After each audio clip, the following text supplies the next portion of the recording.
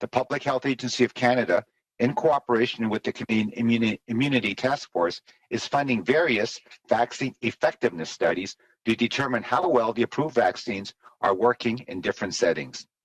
The Public Health Agency of Canada is also working with provinces and territories to monitor the impact of vaccine effectiveness on COVID-19 health outcomes, hospitalizations, and mild to severe disease in priority populations. It's true that no vaccine is 100% effective, but as they say in hockey, when it comes to scoring goals, you miss 100% of the shots you don't take. So take the COVID-19 vaccine that is offered to you. Thank you. Bonjour à toutes et à tous, et merci de vous joindre à nous pour la séance d'information technique d'aujourd'hui sur le déploiement du vaccin contre la COVID-19 au Canada. Je suis accompagné du Major Général Danny Fortin, vice-président des opérations et de la logistique à l'Agence de la santé publique du Canada. Nous ferons chacun des brefs commentaires, puis nous répondrons aux questions. Pour nous aider à répondre à vos questions, nous sommes accompagnés de Joël Paquette, directrice générale responsable de l'approvisionnement en vaccins des services publics et approvisionnement Canada. À ce jour, plus de 3,4 millions de doses de vaccins contre la COVID-19 ont été administrées au Canada. 6,8% des Canadiens ont reçu au moins une dose et 1,6% en ont reçu deux. Cela comprend 42% des personnes de plus de 80 ans et 12% des celles entre 70 et 79 ans qui ont reçu au moins une dose. C'est une nouvelle encourageante. Nous constatons que l'administration des vaccins continue de s'accélérer. Rien qu'au cours de la semaine dernière, les provinces et les territoires ont administré plus de 672 000 doses de vaccins contre la COVID-19, ce qui représente le nombre le plus élevé de doses administrées en une semaine depuis le début de la vaccination à la mi-décembre. Nous avons été heureux d'apprendre des représentants provinciaux et territoriaux au sein du Comité canadien d'immunisation que la campagne de vaccination s'est considérablement intensifiée au cours des dernières semaines, à mesure que la distribution progresse et que le nombre de doses disponibles au Canada augmente. Il y a aussi beaucoup de discussions sur les vaccins en ce moment, par exemple au sujet de leur rendement, de leur efficacité, de leur approvisionnement, de leur innocuité. À mesure que de plus en plus de personnes seront vaccinées, les données et les recommandations sur l'utilisation des vaccins devraient continuer à évoluer. Ce qui explique, par exemple, pourquoi le Comité consultatif national de l'immunisation, ou CCNI, vient d'élargir sa recommandation concernant l'utilisation du vaccin d'AstraZeneca en s'appuyant sur les données réelles pour inclure les personnes âgées de 65 ans et plus. Il y a aussi les manchettes récentes concernant les effets indésirables possibles signalés en Europe après l'utilisation du vaccin d'AstraZeneca. Santé Canada travaille en étroite collaboration avec les organismes de réglementation internationaux pour recueillir et évaluer l'information accessible afin de déterminer s'il existe un risque associé au vaccin et d'établir la meilleure façon de remédier à tout risque qui pourrait être cerné. Santé Canada participe actuellement à une réunion du Comité de sécurité de l'Agence européenne des médicaments et nous nous attendons à obtenir un compte rendu de ces discussions plus tard aujourd'hui. Le fait est que les 4 vaccins contre la COVID-19 homologués par Santé Canada sont conformes aux normes de sécurité rigoureuses de notre pays et offrent un degré de protection élevé contre la maladie grave et le décès lié à la COVID-19.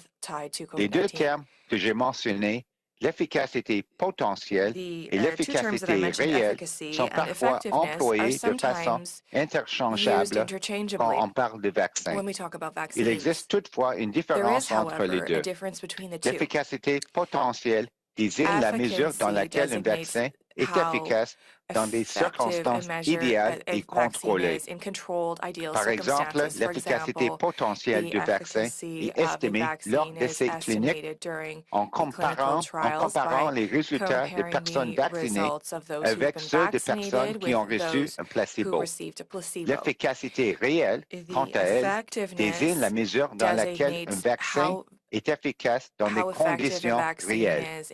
L'Agence de la santé publique, en collaboration avec le groupe de travail canadien sur l'immunité, finance diverses études sur l'efficacité réelle des vaccins pour établir dans quelle mesure les vaccins homologués s'avèrent efficaces dans différentes conditions. L'Agence de la santé publique du Canada travaille avec les provinces et les territoires pour surveiller l'incidence de l'efficacité des vaccins sur les effets de la COVID-19 sur la santé, les hospitalisations et les cas de maladies légères à graves dans les segments prioritaires de la population. Il est vrai qu'aucun vaccin n'est efficace à 100%, mais, comme on dit, qui ne tente rien n'a rien. Alors, prenez le vaccin contre la COVID-19 qui vous est offert. J'invite maintenant le Major Général Fortin à faire des commentaires sur la logistique de déploiement des vaccins. Merci. Good morning, everyone. We have distributed over 4.7 million doses of vaccine so far, and numbers continue to increase rapidly. In total, by the end of March, Canada will have received 8 million vaccine doses from suppliers. The deliveries of Pfizer-BioNTech this week are completed. Next week, we're expecting our shipment to be 1.2 million doses.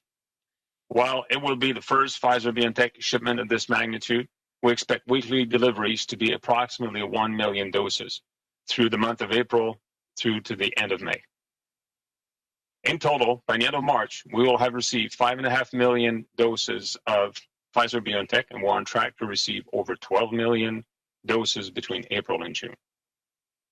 As for Moderna, we are expecting 846,000 doses next week, which will be divided into 2 shipments. One shipment will arrive midweek, one at the end of the week. This will complete Moderna's commitment for doses in Q1 of 2 million. As for shipments going into April, Moderna has confirmed our first shipment estimated at 855,000 doses for the week of April 5th, and our second shipment is approximately 1.2 million doses the week of April 19th. With regards to AstraZeneca, the provinces have on hand their allocation of the first 500,000 doses manufactured at the Serum Institute of India. Moving forward, we expect to receive over 1 million doses of vaccine in April and 500,000 still expected in May. We're working with the manufacturer to confirm the exact dates and delivery schedule. Now, discussions are still ongoing with Johnson & Johnson with the Janssen vaccine deliveries in Canada. We expect to receive 10 million doses before September. We will share information when we know more about the quantities to expect and the delivery schedule. As for the distribution process, FedEx and OMAR have been providing a variety of services to support timely and efficient vaccine administration across the country. The logistics support will continue with both AstraZeneca and Johnson & Johnson COVID-19 vaccines. Overall, we're ramping up. Deliveries are increasing. Shipments of COVID-19 vaccines are expanding, allowing provinces and territories to increase their vaccination campaign. While more vaccines become available, provinces and territories assure us that they are ready for this increase. The important collaboration between federal, provincial, territorial, and Indigenous partners continues so that they can be, we can support them by providing them with the necessary ancillary equipment, the freezers, and other equipment to enhance their cold chain capacity as required. In conclusion, delivering safe and effective COVID-19 vaccine to Canadians as quickly and as efficiently as possible has always been the cornerstone of our operation. So we've been hard at work to put in place and implement a plan allowing us to deliver authorized vaccines to provinces and territories. So we're geared up to receive over 30 million vaccines in Q2. Thank you very much. Bonjour à toutes et à tous. Nous avons distribué jusqu'à présent plus de 4,7 millions de doses de vaccins et leur nombre continue d'augmenter rapidement. Au total, d'ici la fin mars, le Canada aura reçu 8 millions de doses de vaccins de la part des fournisseurs. Les livraisons des vaccins, des doses de vaccins de Pfizer-BioNTech pour cette semaine sont terminées. La semaine prochaine, nous prévoyons recevoir 1,2 million de doses. Bien qu'il s'agisse du premier envoi du vaccin Pfizer-BioNTech de cette ampleur, la semaine suivante sera la même chose et nous prévoyons que les livraisons hebdomadaires seront environ 1 million de doses au mois d'avril et au mois de mai. D'ici la fin mars, nous aurons donc reçu 5,5 millions de doses de Pfizer-BioNTech. Nous sommes en bonne voie de recevoir plus de 12 millions de vaccins entre avril et juin de Pfizer-BioNTech. Quant à Moderna, nous attendons 846 000 doses la semaine prochaine, qui seront divisées sur 2 envois. Un envoi à la mi-semaine et l'autre à la fin de la semaine. Cela complétera donc l'engagement de Moderna de nous fournir 2 millions de doses pour le premier trimestre. En ce qui concerne les envois d'avril, Moderna a confirmé notre premier envoi d'environ 855 000 doses pour la semaine du 5 avril et notre deuxième envoi d'environ 1,2 million lors de la semaine du 19 avril. En ce qui concerne AstraZeneca, les provinces ont maintenant en leur possession le premier envoi de 500 000 doses fabriquées au Serum Institute en Inde. Nous prévoyons recevoir plus d'1 million de doses de ce vaccin d'ici en avril et 500 000 seront toujours disponibles en mai. Nous travaillons avec le fabricant pour confirmer les dates exactes de livraison et le calendrier de livraison. Des discussions sont toujours en cours en ce qui a trait à Johnson & Johnson et la livraison de leur vaccin Janssen au Canada. On s'attend à recevoir 10 millions de doses d'ici septembre. Nous communiquerons les informations dès que nous en saurons plus sur les quantités que nous prévoyons recevoir et le calendrier de la livraison. En ce qui concerne le processus de livraison ou de distribution, FedEx Innomar a fourni différents services pour soutenir l'administration rapide et efficace des vaccins dans tout le pays.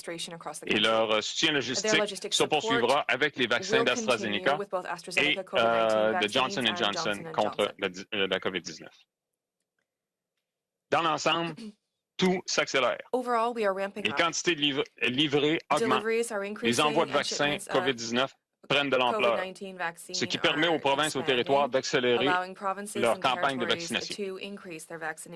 Tandis que de plus en plus de doses de vaccins deviennent disponibles, les provinces et les territoires nous assurent qu'ils sont prêts pour cette augmentation. L'importante collaboration des partenaires fédéraux, provinciaux, territoriaux et autochtones se poursuit ainsi afin que nous puissions les soutenir en leur fournissant le matériel auxiliaire nécessaire, les congélateurs nécessaires pour augmenter leur capacité d'achat de froid aux besoins. En conclusion, le principal objectif de notre opération a toujours été de livrer aux Canadiens des vaccins contre la COVID-19 sécuritaires et efficaces aussi rapidement et efficacement que possible.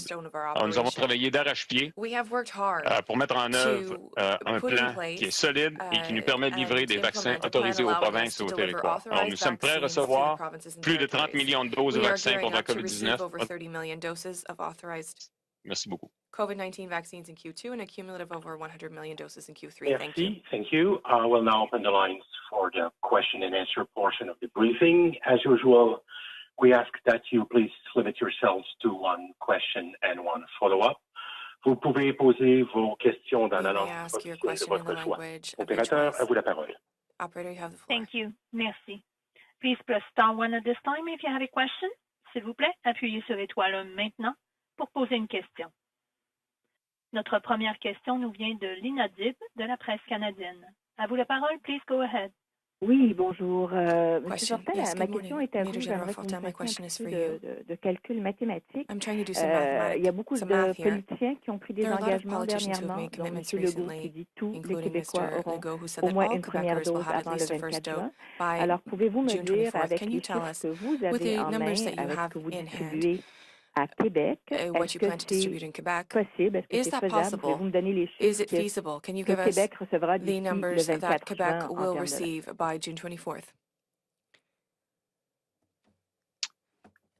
Oui, alors je peux ressortir les chiffres au niveau du Québec. Je pense que juste avec les chiffres que je viens d'exposer, tout indique que si le calendrier de livraison n'est pas perturbé, ce qui n'y a aucun signe à cet effet, vous pouvez voir que d'ici la fin de ce trimestre, du prochain trimestre, on va avoir reçu des quantités assez impressionnantes de vaccins, ce qui permettrait aux provinces d'avoir en leur possession suffisamment de vaccins pour administrer tous les Canadiens qui souhaitent être vaccinés. Alors, je sais de mémoire que cette semaine, on parle d'environ 100 000 vaccins de Pfizer au Québec, et puis ça augmente de façon significative lorsqu'on est dans l'ordre du million. Je crois me rappeler 270 000 vaccins.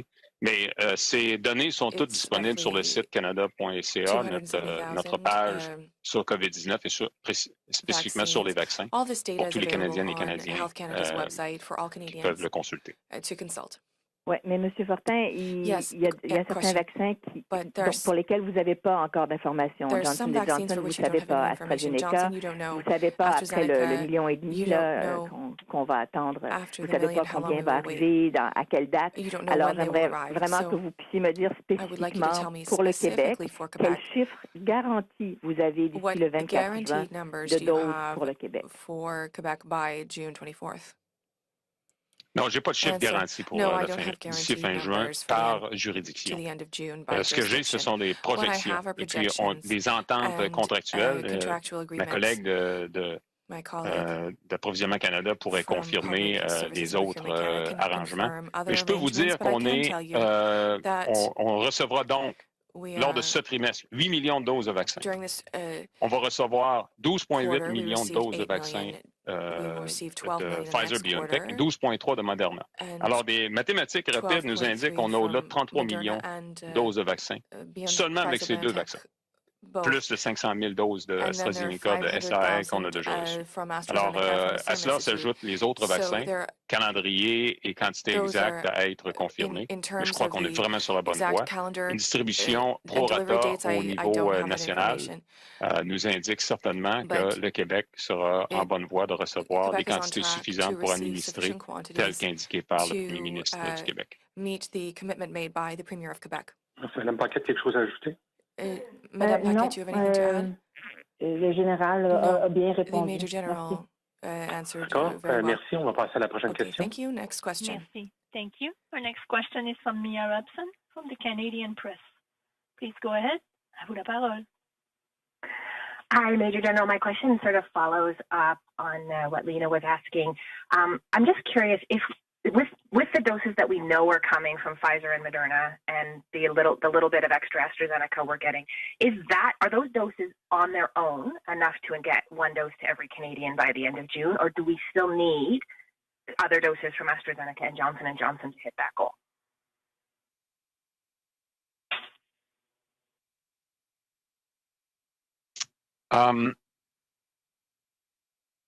I think, so depending on every jurisdiction, they will apply the dose spacing, as my colleague, Dr. New, could get into, to different levels. But one way or another, the numbers I just laid out are for the current quarter and the next quarter.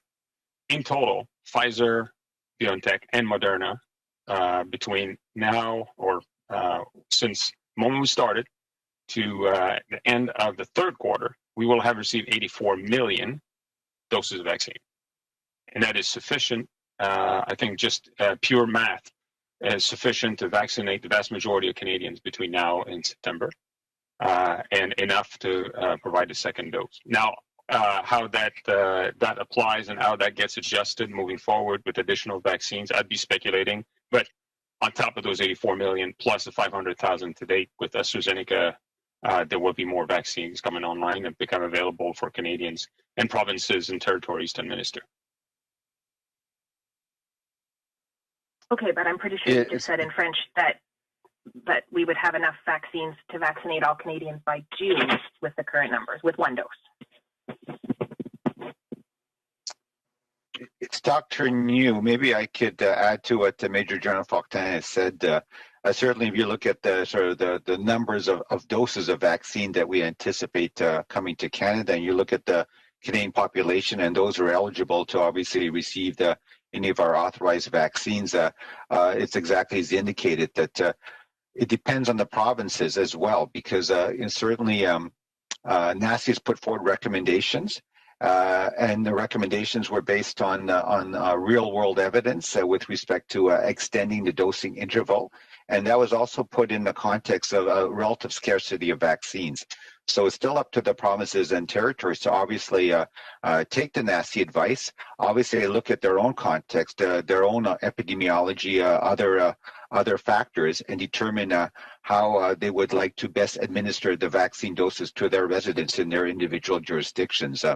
I think by and large, I would say there is consensus among the chief medical officers of health from a public health perspective that it makes sense based on the available data we have to date that in terms of the greatest benefits at a population level, that they should go with giving all Canadians who are eligible, or offering at least to all Canadians who are eligible to get a vaccine that one dose. And then after that one dose, obviously going back with that second dose for those who are obviously in the highest risk groups for severe illness and death. And so depending on sort of the rhythm and flow of vaccines coming to the country, there are a lot of moving parts, but hopefully we will be in a spot, in a few months, and where every Canadian will have received, if that's what each jurisdiction is moving forward with, that one dose, and then obviously also being able to offer that second dose for those vaccines in which there is obviously the two-dose regime. And it doesn't have to be 4 months. That was sort of up to 4 months based on the data available, but certainly if vaccine supply is more plentiful, and the provinces have already gone forward with their initial sort of administration of doses to those who are eligible and want to receive it, then certainly they could offer the vaccination in terms of the second dose to those who are eligible, and it doesn't have to be up to 4 months. That's just sort of the outer limit, but certainly could be less than that. Thank you. Mia, let me just add that my answer to the previous question with Canadian Press was with the assumption that we're discussing one dose or the first dose to Canadians. So that's where this timeline comes in with that answer to that first question. Thank you. Merci. Prochaine question. Thank you. La prochaine question nous vient de Raymond Filion de TVA. À vous la parole. Please go ahead. Raymond Filion, TVA. Merci. Bonjour. Major Général Fortin, Johnson & Johnson, AstraZeneca, les 20 millions de doses qui doivent provenir des États-Unis, si je ne me trompe pas. Comment se fait-il qu'on n'a toujours pas de nouvelles de date et est-ce qu'on doit s'inquiéter de ça? Should we be worried about that?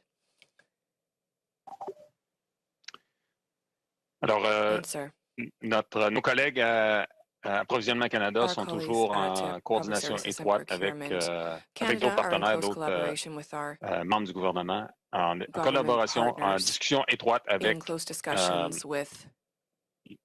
le gouvernement américain et le manufacturier. Je pense que ma collègue pourrait répondre davantage là-dessus. Mais pour l'instant, nous, on travaille avec les données concrètes, on travaille avec les quantités confirmées, les calendriers de livraison confirmés. Et lorsqu'on aura ces chiffres-là du côté de Johnson & Johnson, même chose pour les autres doses AstraZeneca, on va inclure ça dans notre portfolio de distribution et on va coordonner avec les provinces et territoires. Bonjour, c'est Joëlle Paquette. Merci pour la question. Nous sommes toujours en discussion avec Johnson & Johnson et AstraZeneca sur le calendrier de livraison et nous n'avons pas aucune inquiétude sur leur capacité de nous livrer des doses. C'est seulement de déterminer à quelle date nous allons recevoir nos premières doses et le calendrier dorénavant. Merci. Merci. Question suivie. On entend beaucoup les Américains, la Maison-Blanche, dire les doses produites aux États-Unis doivent d'abord et avant tout servir aux Américains. Alors, est-ce que se pourrait qu'on n'ait aucune livraison ou qu'on ne connaisse pas les chiffres qui vont venir des États-Unis tant et aussi longtemps que les Américains n'auront pas été vaccinés dans l'ensemble, en mai ou en juin? Merci pour la question. En effet, nos discussions avec les compagnies AstraZeneca et Johnson & Johnson nous devrions recevoir un calendrier de livraison sous peu, surtout pour AstraZeneca. Et avec Johnson & Johnson, dans quelques semaines aussi, nous devrions recevoir un calendrier de livraison. Thank you. Merci. Thank you. Next question. Thank you. Merci. Our next question is from Ryan Timothy from the National Post. Please go ahead. À vous la parole. Yeah, good morning.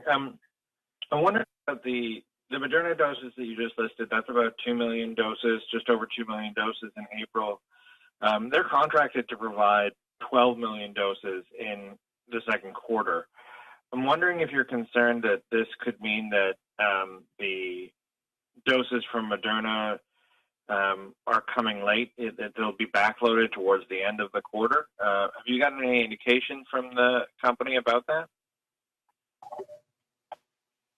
I think from my perspective, they've delivered or they're on track to deliver what they intended to deliver for this quarter, 2 million.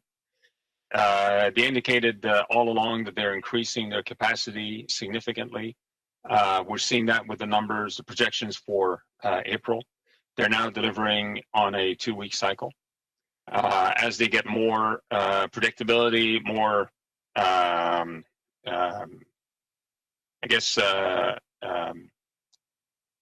regularity in their production, not to speak on their behalf, but we'll see those numbers increase significantly. So they continue to assure us that they will meet the objective of 12.3 million by the end of the quarter. That doesn't necessarily mean divided equally between the months, but the numbers so far, I have no concern with their ability to scale up and project those numbers. Certainly those who know about production of vaccines would back me up here to say that that's entirely predictable to have a rapid growth in production once you've stabilized your production. Follow-up? And just as a follow-up, maybe for Dr. New, we're going to get these 7 million doses next month. What do you expect that to do to the pace and the scale of the pandemic? Do you expect to see, now that we're moving into significant numbers of Canadians being vaccinated, do you expect to see a real dent in the pandemic after this next month? Thank you very much for the question. What I would say is that there are very encouraging signs with respect to some of the indicators that we're tracking. I think what we're looking for, obviously, is not necessarily sort of the number of cases. Of course, that's obviously of great interest, but as we know, the vaccines are really meant to prevent serious illness and death. And so we're tracking what we in the past have been calling lagging indicators, like hospitalizations, number of people in ICU, and obviously number of deaths. And we're starting to see encouraging signs from the data we are getting from the provinces and territories that they're starting to level off and plateau. And so that's a good sign. And we certainly anticipate that with vaccination increasing, that these indicators and the data we will receive will confirm and hopefully continue in the right direction. Thank you. Merci. Next question. Thank you. Our next question is from Charlie Pinkerton from iPolitics. Please go ahead. À vous la parole. Hi there. My questions are for Major General Dan Fortin. We know our government is working with the Biden administration to try and free up millions of doses of AstraZeneca's vaccine that are basically sitting idle in U.S. facilities right now. Would you be able to share what your planning for these vaccines looks like on the rollout front with this possibility in mind? I'm wondering if there's contingency planning going on to get these vaccines out as soon as possible, or if you're ignoring the possibility until it's confirmed that we've received them. Really, any information that you can give about the preparation for these to arrive would be very helpful.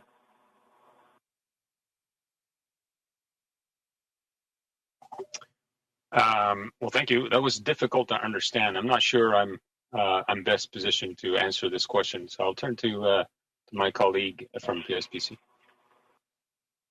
Hi, thanks for the question. Right now, we're maintaining discussions with the ongoing, and an update will be provided when available. Thank you. Thank you, and for your follow-up, Charlie. We had problems hearing you, so if you could either speak slowly or use your phone rather than a hands-free device. Go ahead. Sorry, does this sound any better? Yes. Okay, great. My question was more related to on the rollout front with this information in mind that our government is trying to get these vaccines. Is there planning happening about how quickly to distribute them, or is that being ignored until there's confirmation that we're receiving them or not? Okay, thank you. I think I can answer that. Over the last several weeks, we've worked closely with provinces and territories to scale up to increase their capacity with the support that we can provide federally. Provinces and territories have participated in a rehearsal last week, more of an opportunity with over 170 participants to share some of the best practices, and there were themes that were discussed and follow-on discussions that are currently happening on a bilateral level with some of my team members and colleagues here from the agency, as well as the provinces, either separately or as a group. So this will pretty much be concluded this week. We'll have other rounds in the future. The aim of those rounds of discussion is to ensure that we have a sharing of best practices, that the good ideas are discussed. As we continue to mature our plans across the country, there are, while we have different variables to contend with, a lot of lessons are transferable from one jurisdiction to another. We've issued planning models or projection forecasts to provinces and territories.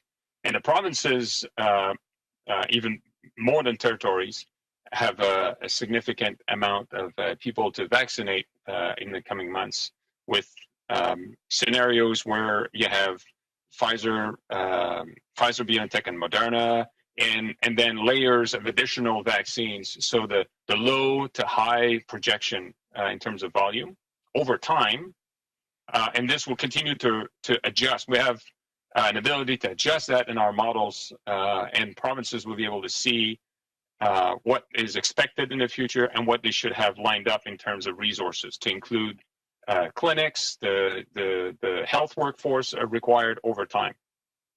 Provinces have assured us that they have solid plans to scale up using super vaccination sites, mobile clinics, leveraging some of the private sector capacity, leveraging their own contracts and distribution hub and spoke system inside their jurisdiction, as well as leveraging to maximum extent the federally contracted logistics service provider.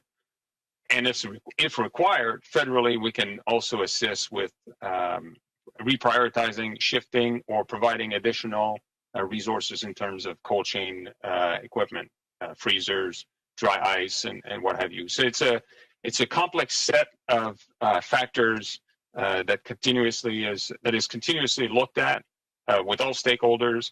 Our teams and the teams in provinces and territories are in constant discussion, and we make the necessary adjustments as we go. Thank you. Merci. Prochaine question. Thank you. Our next question is from Mackenzie Gray from CTV News. Please go ahead. À vous la parole. My first question is for Major General Fortin. I'm following up on what Gray asked in French. Has AstraZeneca given the government any information as to why we have not been able to get any of the vaccines that are already made, sitting in a warehouse in the U.S., into Canada? Hi, this is Joelle Paquette. It's just right now we have very strong relationships with the United States. We're in discussions, and we will give an update once we have further information. Thank you. Okay, but there's tens of millions of doses that have been manufactured. The U.S. has not approved it. They can't use those vaccines right now. Canadians are sitting at home wondering why we are not able to get any of the 20 million vaccines we've got. Is it AstraZeneca telling us they won't ship us those vaccines, or is it the U.S. government saying we're not going to let those vaccines leave the country? As I said, we are working with AstraZeneca. We will be getting a delivery schedule in the next couple of weeks, and we will provide that information once we have that available. Thank you. Thank you. Merci. Prochaine question. Thank you. Notre prochaine question nous vient de Laurence Martin de Radio-Canada. Next question is from Laurence Martin, Radio-Canada. Oui, bonjour. Je voulais savoir, Major Général Fortin, au moment où on se parle, là, votre plus grand défi pour la livraison de vaccins, quel est challenge for vaccine delivery?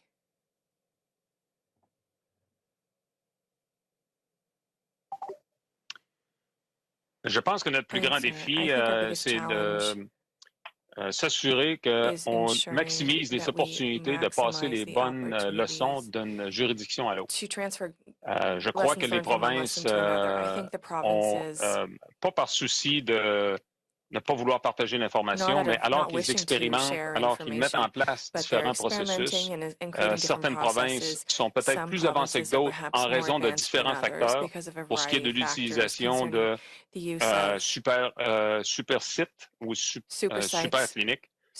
D'autres ont commencé à utiliser des pharmacies, peut-être pour différents types de vaccins.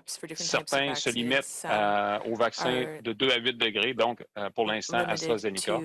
Je crois que la clé du succès ici, c'est de passer le maximum d'informations, être le plus transparent possible, dans nos horaires très chargés à tous les niveaux, d'une façon concise, des choses qui sont utilisables. J'ai participé, ainsi que mes collègues, à plusieurs tables de discussion. Il y a beaucoup d'informations qui se promènent et puis essayer de capturer ce qui est utile pour chacune des juridictions et continue, je crois, d'être un défi et d'adapter ça aux réalités des différentes juridictions. Vous savez, certaines des leçons qui sont applicables dans les territoires sont applicables à un certain point dans les provinces. Et vice-versa. Alors, on continue, je crois, de trouver des opportunités de maximiser cet échange d'informations d'une façon très concrète. Et puis, un des efforts, un des moyens de le faire, c'est d'amener tout le monde ensemble sur une vidéoconférence, les bonnes personnes, et puis s'assurer d'avoir des discussions bilatérales où on peut encore davantage creuser dans les différents points, que ce soit province avec nous et nous avec la province et les territoires. Justement, peut-être un suivi là-dessus pour si vous aviez des étoiles là, à mettre à certaines provinces. À qui vous en donneriez le plus en ce moment? Ou à quelle province peut servir de modèle en ce moment? Which provinces are the role models? Tout le monde a des étoiles. Answer, everyone has stars. Sérieusement? Seriously? Je pense qu'on a des comparaisons certainement utiles dans certains domaines, puis partager des leçons. Certains sont plus avancés que d'autres à cause de leur réalité démographique de leur territoire. Certains ont des outils qui sont peut-être plus facilement utilisables que d'autres. Certaines provinces ont une facilité de distribution, mais leur territoire est pas mal plus petit. Alors, c'est très difficile de comparer les provinces. Je crois qu'on continue de nous assurer qu'on est en bonne voie pour l'augmentation massive au cours du prochain trimestre et les prochaines semaines seront déterminantes et on continue d'être là, à travailler de très près avec les provinces et les territoires. Merci. Thank you. Next question. Thank you. Our next question is from Tunda Marchal from Toronto Star. Please go ahead. À vous la parole. Hi, Major General Fortin. Despite your diplomatic answer there, we've seen big snags in provincial government's attempts to roll out appointment systems and whatnot. BC had trouble in the beginning with theirs. Ontario's had some big trouble with theirs. You keep saying that the provinces have assured you they're able to handle the massive volumes about to descend on them, and that the feds are ready to offer any support. So I'd like to know what kind of support beyond moving freezers around to facilitate storage and transport of vaccine have you offered? For example, has the federal government offered to take over or help with the phone bookings, for example, for provinces where there are issues about reaching elderly people in the community who don't have online booking opportunities, aren't used to using the internet, what have you? Have you offered phone resources? Have you offered any other potential resources volunteers to help provinces coordinate that? And if you have, what provinces, if any, have taken you up on it? Yeah, thank you for the question. It's a very good question. Of course, we do more than redistribute and distribute freezers. That would be selling ourselves short here. But that's part of it. Establishing the cold chain, a robust cold chain, a cold supply chain, I guess is the word, over the last months was really key to the success moving forward. That includes contracts, that includes providing the equipment. And I think we are well on the way to having provided all the freezers and equipment that is required. We continue to work on with our colleagues at PSPC on procuring ancillary supplies. There are 253 million items deployed by the agency to provinces and territories, the whole range of ancillary supplies for vaccination campaign, mass vaccination campaign, and we'll continue to increase that. What we also do is, as part of our discussions in the various tables of discussion, is to offer assistance and for example, we have built over the months a national volunteer roster. My colleagues here have shared that with provinces. There's also more skilled workforce, health workforce that is identified, that raise their hands locally, that are also being directed, if we know about it, directed to the right source, the provinces and the territories. They are responsible for the immunization plans. So they're very much in the driver's seat. They tell us what they require. And we're not just passive here. We have groups of discussions with private sector that have excellent initiatives, and that also are either in discussion with provinces, and provinces are establishing that in their space, but also sharing that with other provinces is key. At our disposal federally, the tools are somewhat limited. But should there be a requirement to do what you described, for instance, we would begin a conversation with the province if they identify a specific requirement, either throughout the jurisdiction for a specific task or for a specific location. Then we could see what could be done federally. But provinces, while there are some glitches here and there with regards to system, as you've indicated, booking system, and other such areas, they continue to assure us that they're well on track. I would also highlight that we're rolling out new versions of SMS, or the management system, and there's interest with the provinces in seeing what it can do for them in terms of more integrated and I guess advanced system to administer the integrated supply chain, and we'll continue to do so and provide those tools to provinces and territories. Thank you. Follow up. Thanks. Yes. Thanks. I have a couple of. They're not. We were heard at a health committee. I think it was earlier this week. Might have been last week. I can't remember. But that the only province that has an adult vaccine registry is PEI, and I'm curious to know a few things. Is that in fact accurate as far as you understand? Perhaps Dr. New or General Fortin would know.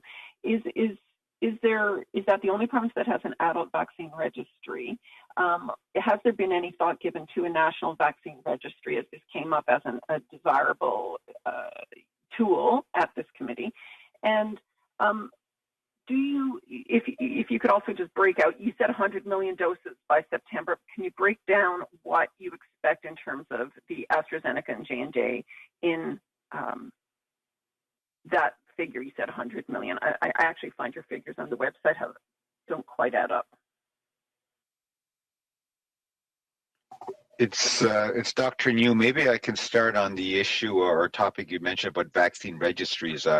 I don't have the details of what you're referring to. Might have been discussed at the health committee, but certainly the understanding we have is that because healthcare delivery is a responsibility within the individual provinces and territories, they all have, I think, well-established what we call vaccine registries to track, in terms of having given doses of a whole range of vaccines to the residents of their individual provinces and territories. And so I think that that's not really an issue. I think the point you're making about the interconnectedness between the various vaccine registries that exist right now in the individual provinces and territories, yes, that's certainly something that we're working on. From a federal perspective, we are offering sort of supports that we've been talking about to IT platforms and so on, so that there is more, I think, functionality in terms of being able to, let's say, exchange or collect information between the individual vaccine registries within the individual provinces and territories. And that's something that I think is one of those continuous improvement type initiatives that we're continuing to work on with our counterparts in the provinces and territories. So I think I'll leave it at that. Thank you. Thank you. Next question. Thank you. Our next question is from... Sorry, there was another question there. And I'm just going to confirm for the 100 million. So you have the 84 million, which was the Pfizer and Moderna. Add 10 million of the J&J, of the Johnson & Johnson by end of September. 20 million of the AstraZeneca through our bilateral agreement by the end of September. And you're getting over 100 million doses before the end of September. Thanks very much. Okay, thank you for that point. So again, next question, please. Thank you. Our next question is from Tom Perry from CBC News. Please go ahead. Hi, thanks for taking my questions. I just wanted to return to a question that came up a little bit earlier. I'm just trying to figure out what the holdup is in getting a delivery schedule for the bulk of those AstraZeneca doses. When are we going to know when these doses are going to be arriving? Thank you for the question. We should be getting this information in the coming weeks. Thank you. And for Dr. New, I wonder if you could, I'm just wondering that with Ontario either in or on the cusp of a third wave, I'm wondering if you think there's any merit in the idea of, I guess, going into hotspots, really flooding the zone in areas like, say, the Golden Horseshoe or something like that to just try and nip this third wave in the bud. Do you think that there's any sense to a strategy like that? Thank you very much for the question. What I would say in sort of a response to that question is that, yes, vaccines are an important tool. We certainly have seen how effective they have been in terms of providing a level of protection to those who are vaccinated. But as I would say, as I've repeated before, they're not the only tool. The public health measures that have been put in place, and also the individual practices that individuals should continue to obviously undertake, such as wearing a face mask, the hand hygiene. I keep repeating myself. Those are very important. And so it's not just a matter of the vaccination per se. With respect to how vaccines are used in a particular situation, as you mentioned, with outbreaks and hotspots, certainly I think the province has a better line of sight in terms of the context, the local epidemiology, and how they may want to use their vaccines in a given context. So I would leave it at that. But I would say that it's not just the vaccines alone that are going to be able to deal with the situation. If there is a potential for a third wave, and there's a lot of discussion, as I mentioned before, sometimes you don't know what a third wave, if a third wave is happening until sort of after the fact, or unless you've seen several weeks of, increasing cases. And even then there's, I think, some debate in terms of the definition of what might constitute a third wave. Right now it might be considered a bit of a wavelet or maybe a little blip. And if all goes well, maybe it'll just, the case count will go back down. Or if we see in the coming weeks, which obviously will be a consequence of the actions that Ontarians take right now, we might see, unfortunately, maybe the cases continuing to rise. So then we might then have a further discussion about whether we are in the third wave in Ontario. So I think short answer is that, yes, vaccines are an important tool, but they're not the only tool in terms of dealing with the specific hotspots and outbreaks. And public health measures, let's say for certain areas being in the red zone, and what local authorities may need to implement, in addition to obviously reemphasizing the importance of personal protective measures, I think, will continue to be important in addition to vaccines. Thank you. Thank you. Merci. Prochaine question. Thank you. Our next question is from Alison Martel from Reuters. Please go ahead. À vous la parole. Thank you. Should we expect Pfizer deliveries to continue around that 1 million per week mark through May, or rise or fall from that level?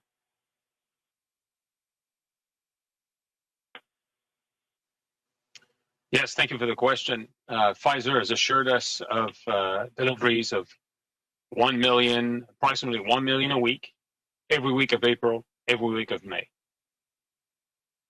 Okay, thank you. What about Moderna?